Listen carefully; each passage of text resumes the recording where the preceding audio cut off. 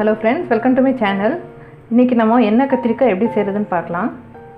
அது முன்னாடி நம்ம சேனலை சப்ஸ்கிரைப் பண்ணுங்க, பக்கத்துல இருக்க பெல் ஐகான் அழுத்துங்க.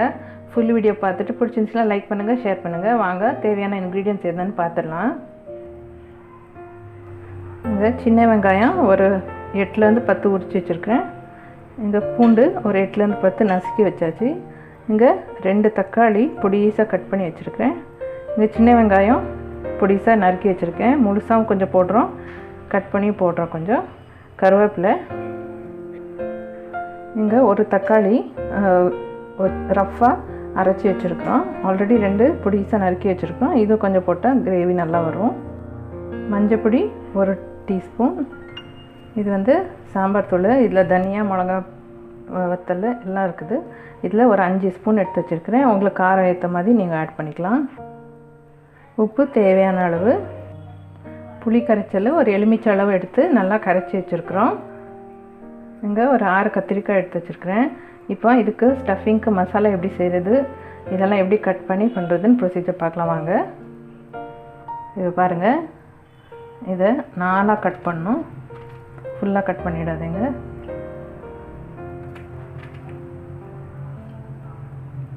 இப்படி 4 கட் பண்ணிக்கோங்க.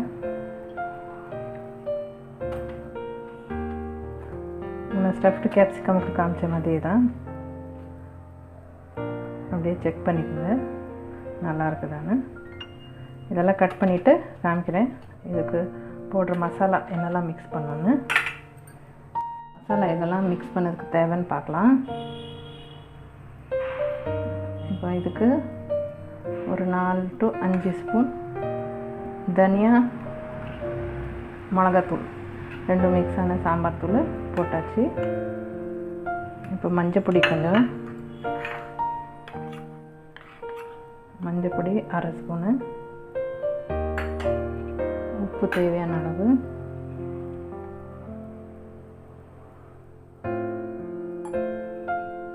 இதில் கொஞ்சம் புளி தண்ணி கரைச்சி வச்சுருக்கோம். இப்போ கொஞ்சம் விட்டுடலாம்.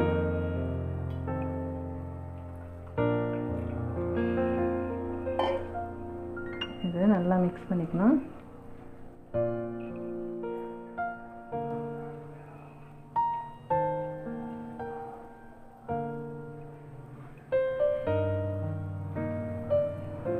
இன்னும் கொஞ்சம் வேணால் புளி தண்ணி ஊற்றிக்கலாம். இது கரெக்டாக இருக்குது.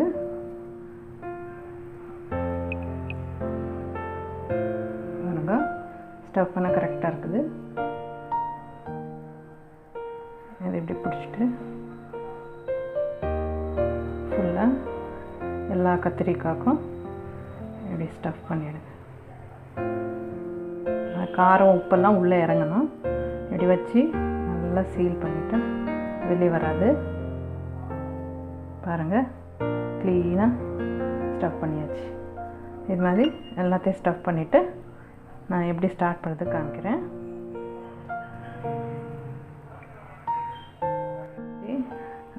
எண்ணெய் ஊற்றியாச்சு. இதுக்கு நல்லெண்ணெய் தான் செட் ஆகும். நல்லெண்ணெயில் நல்லா ஃப்ரை பண்ணணும். ஸ்டஃப் பண்ண எல்லா கத்திரிக்காயும்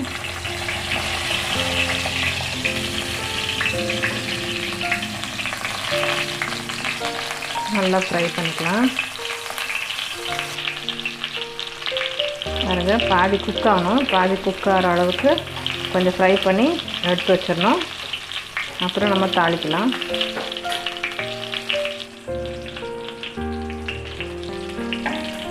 பாருங்கள், ஓரளவுக்கு ஃப்ரை ஆகிடுச்சு. இப்போ இதை எடுத்து பிளேட்டில் வச்சிடலாம்.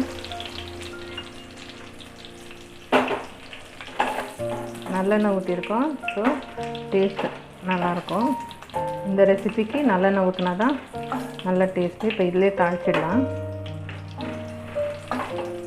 தாளிக்கிற ஐட்டம் சொல்லலை. ஸோ கடுகு, வெந்தயம், உளுத்தம்பருப்பு இந்த 3 மிக்ஸ் ஆகிடுச்சு. ஆட் பண்ணிடலாம். தாளிக்க 1 ஸ்பூன் கடுகு. கடுகு நல்லா பொரிஞ்சதும் உளுந்து, வெந்தயம் போடலாம்.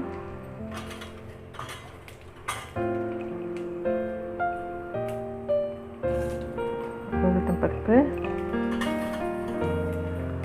1 ஸ்பூன்,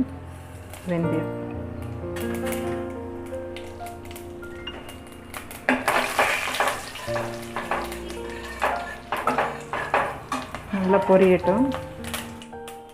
இப்போ இந்த சின்ன வெங்காயத்தெல்லாம் சேர்த்துடலாம்.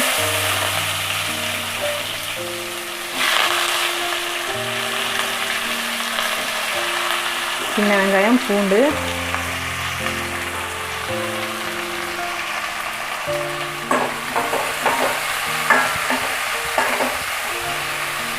ஃபஸ்ட்டு வெங்காயம் கருவேப்பிலை போட்டுக்கலாம்.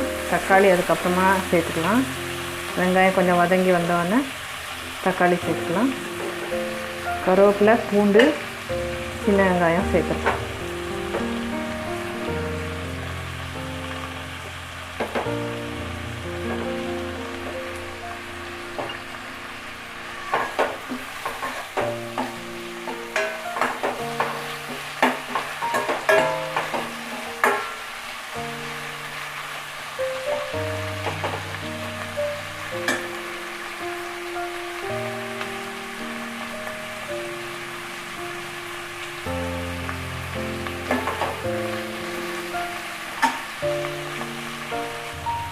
இப்போ இந்த வெங்காயம் சீக்கிரம் வதங்கிறதுக்கு அரை ஸ்பூன் மஞ்சப்பொடி, கொஞ்சம் உப்பு சேர்த்துக்கலாம்.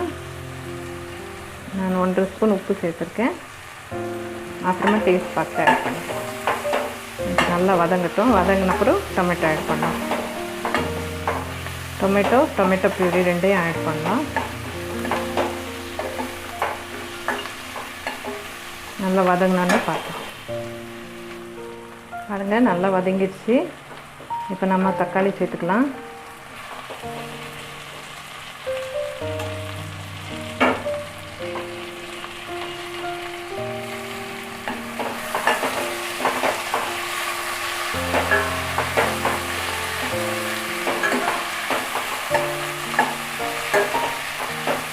இது கூடயே தக்காளி பியூரையும் ஆட் பண்ணிடலாம்.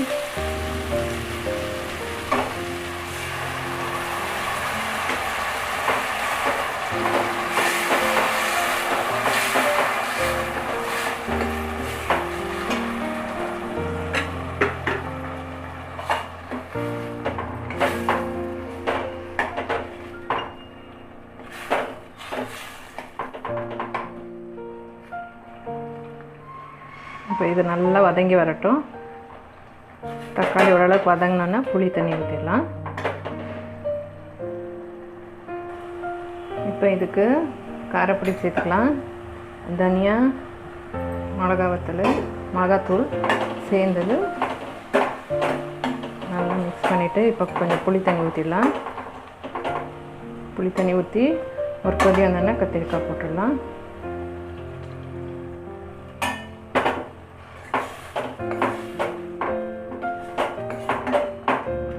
உங்களுக்கு இன்னும் கொஞ்சம் தண்ணியாக வேணால் இன்னும் கொஞ்சம் தண்ணி விட்டுடலாம்.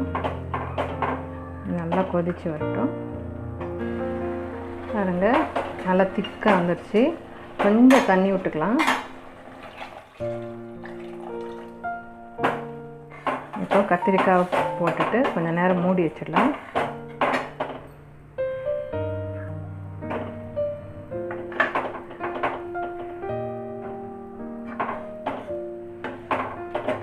இது ஆல்ரெடி ஃப்ரையில் கொஞ்சம் வெந்திருக்குது.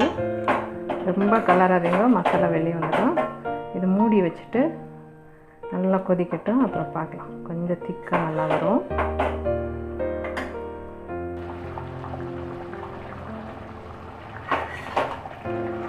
பாருங்கள், நல்லா கொதிச்சு வருது.